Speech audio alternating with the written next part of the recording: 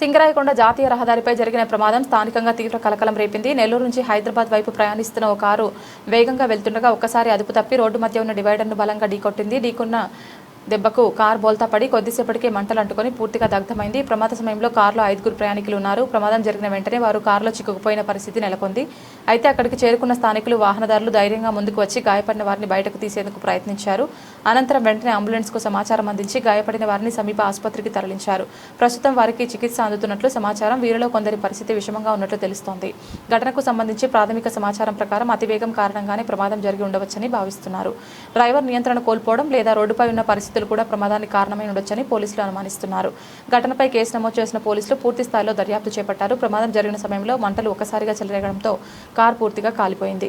ఇప్పటికే రోడ్డు ప్రమాదాలు రోజురోజుకు పెరుగుతున్న నేపథ్యంలో ఈ ఘటన మరోసారి వాహనదారులు ఆందోళన కలిగిస్తోంది.